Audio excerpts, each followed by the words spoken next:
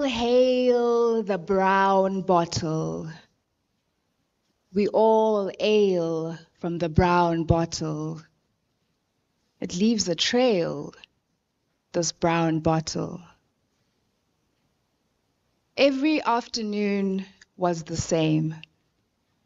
We heard the rain beating against the dilapidated corrugated iron roof, a sound reminiscent of a drunken husband demanding entrance to his home at night. And in fact, there would be a drunken husband, uncle, brother, cousin, son demanding entrance to a home at night. We scurried for buckets to place on the floor so that the rain would not flood the house. We scurried for buckets to place on the floor, bags, tables, chairs, to block the door because he was a menace when drunk. He was reckless when drunk. He was careless when drunk.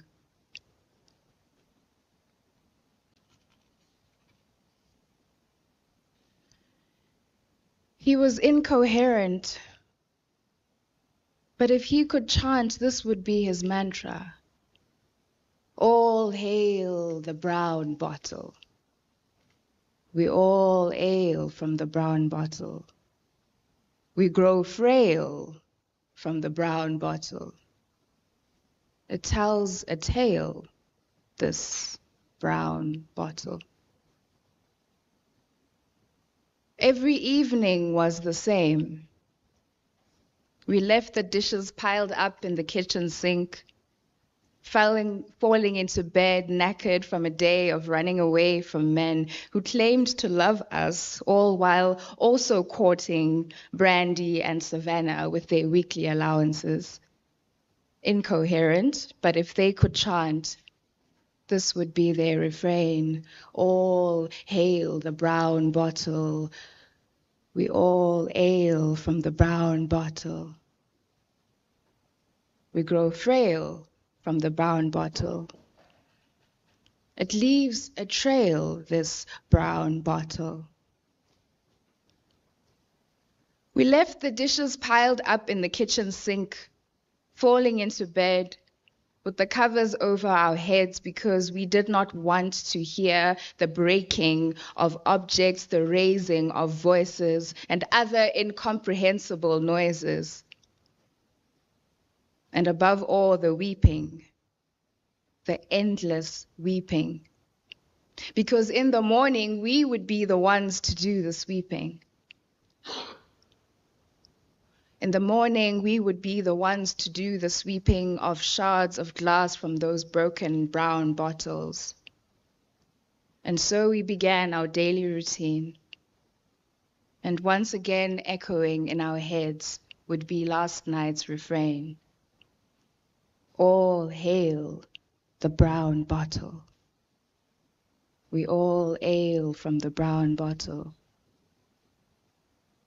It leaves a trail, this brown bottle.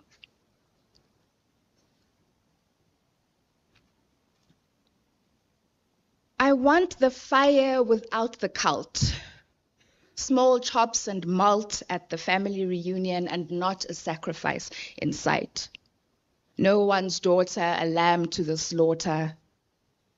No one's daughter skipping school and sentenced to running errands to the local bottle store.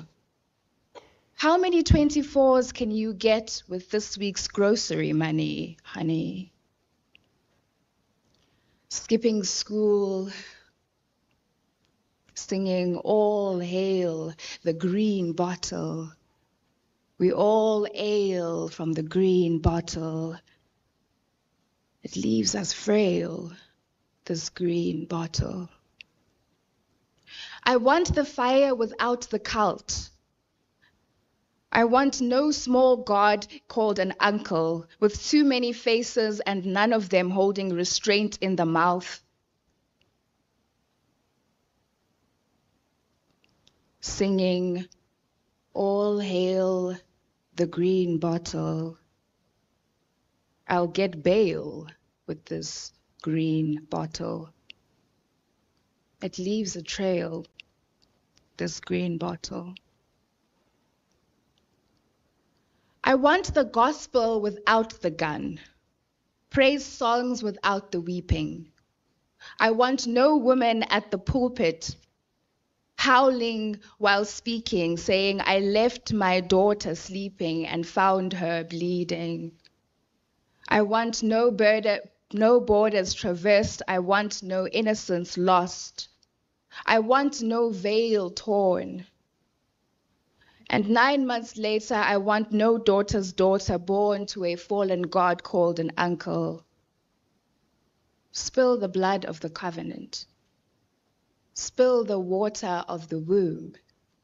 Spill the contents of the brown bottle. Spill the contents of the green bottle. All hail the green bottle. He got bail with the green bottle. A child wails due to the green bottle. Through us it has left its trail, this green bottle. My work in progress is a series of poems responding to health-related news stories in South Africa. And what you have just heard is a piece that was commissioned by the Hlanganisa Institute to be shared at the Global Alcohol Policy Conference, responding to an article detailing the relationship between gender-based violence and substance use, particularly alcohol abuse in South Africa. This series is close to my heart because it speaks to the work that I am engaged in the field of medicine. And so this next piece is one that is particularly close to my heart because I love to work with children. This is in response to children who died due to carbapenem-resistant enterobacteria in a South African hospital. Name given. Umbilical cord ligated. Ink drying on baby's birth certificate. First cry pending. APGAR score 1. Baby not breathing normally. Panic. News from neonatal intensive care unit. Skin color blue, low muscle tone, heart rate abnormal, reflexes absent. Effort at respiration, none. It's a boy. The nurse contacts the only specialist on call. No response from the pediatrics department. Baby still blue after nasal prong oxygen. Outcome predicted, poor. Panic. Where is the doctor on call? Oh, it's a shift change. Please give the wailing mother something, a sedative, a meal, an explanation, anything. Say to her, there's nothing we can do for your boy. Baby still blue. Baby still. Baby blue. Baby still as a doll. Differential diagnosis. Drug-resistant bacteria. Mother given the news. Don't worry, you'll have another one.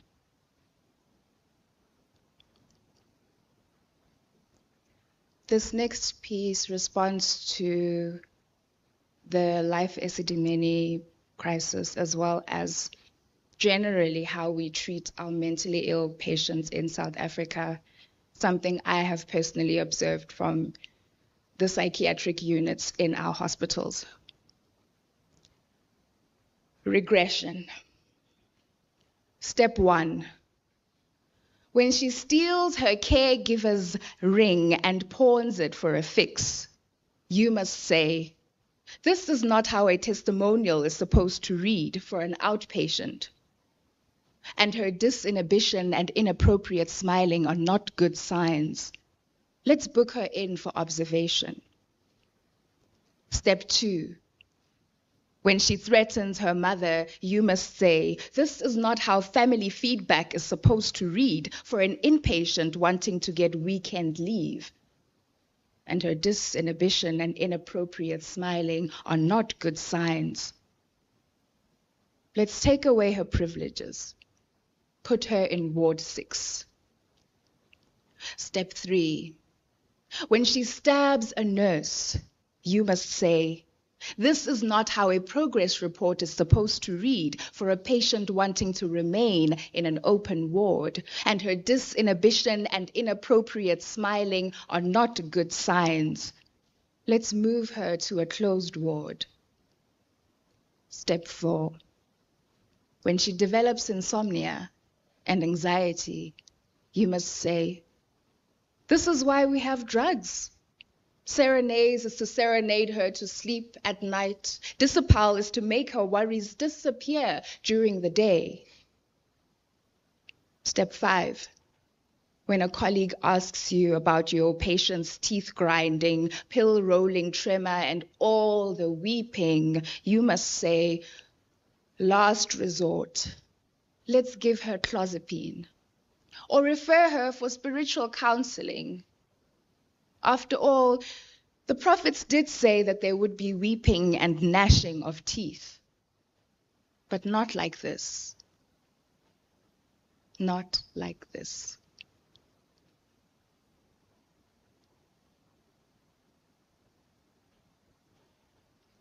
This next piece was commissioned to respond to 16 days of activism.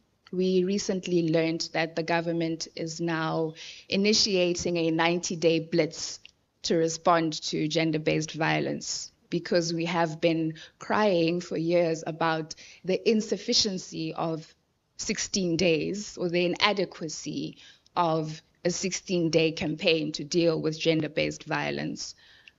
And so perhaps this poem will become redundant now that we have a 90-day blitz, but this poem was commissioned specifically to respond to the inadequacy of 16 days.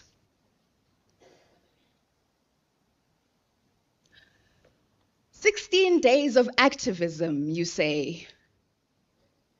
So tell me, what happens on day 17? Perhaps if on day 17, our loved ones would wake up from their graves, bodies unbattered, necks untwisted, killers jailed or in the ground where they took others, it would make sense. It would be easier to understand 16 days. But instead, we are holding up placards on day 1. We are walking hazards of women howling for justice. They chant our names in national campaigns, while bags fill up with our cut-up remains. Hashtag say her name, we declare. But those who hear us, do they care? Do they want us alive or barely able to testify, bruised and battered, left for dead? Why? Have we ever mattered? Is there hope ahead? Or were we born to die? On day 5, we are declaring a moment of silence. We are adding to the tally of victims of violence. Hashtag don't look away, we declare. But those who see us, do they care?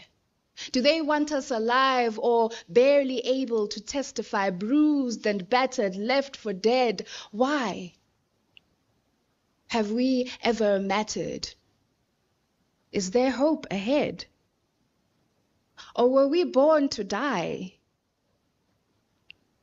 On day 10, we are receiving breaking news that actually breaks us.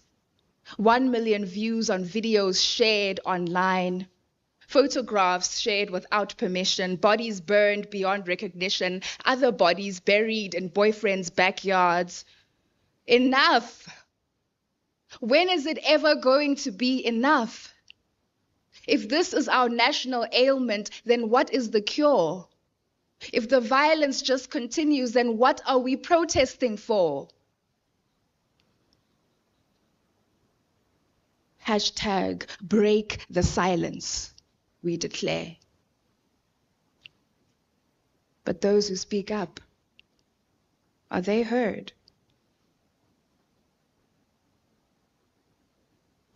Are they wanted alive or barely able to testify? Bruised and battered, left for dead. Why? Have they ever mattered? Is there hope ahead? Or were they born to die? On day 15, we are digging up graves. Graves on top of other graves. Graves stretching as far as our swollen, beaten, black and blue eyes can see. Our names trailing behind hashtags. None of them Lazarus, none of them waking up, none of them coming home. On day 16, our placards are bloodstained. Our voices are silenced. We are maimed and misnamed. These graves are ours to descend into. The news breaks just as we do. And on day 17, at our collective burial site, the chanting is softer. The mourners are fewer. The dead have multiplied. Thank you.